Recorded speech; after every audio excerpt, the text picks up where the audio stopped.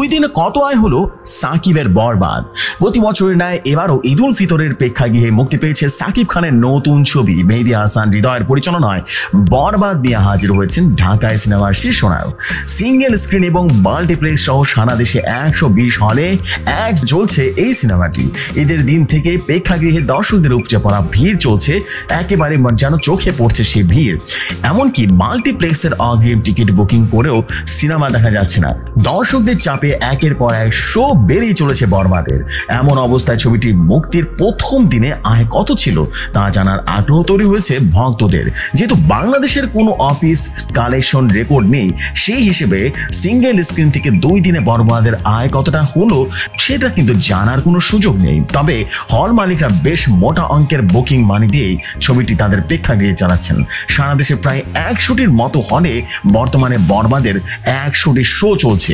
Single স্ক্রিনের আয়ের হিসেবটা না জানলেও মাল্টিপ্লেক্সের ছবি 2 দিনে কত আয় করেছে তা জানা গেছে।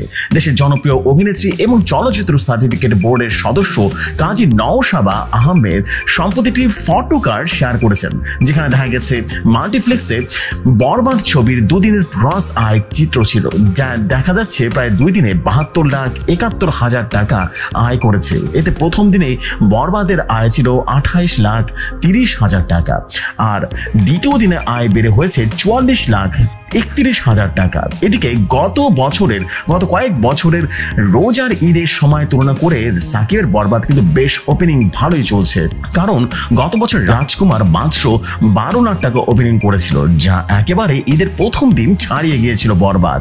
যেহেতু সারা দেশের মাল্টিপ্লেক্সের তুলনায় সিঙ্গেল স্ক্রিনের অনেক এবং হল মালিকেরা আগে থেকে বুকিং মানি পরিশোধ করে বরবাদ তাদের সিনেমা হলে জানাচ্ছেন, সেই হিসেবে সাকিবের এই সিনেমার আয় এখন পর্যন্ত কয়েক কোটিতে গিয়ে দাঁড়িয়েছে। প্রসঙ্গত, বরবাদ পরিচালনা করেছেন মেহেদী হাসান হৃদয়। পোস্টার, টিজার এবং গানের দর্শক মাতিয়েছে। ছবিতে সাকিব খানের বিপরীতে অভিনয় করেছেন কলকাতার অভিনেত্রী এবং আরো অনেকেই। এছাড়া ছিল ইদিকা পাল।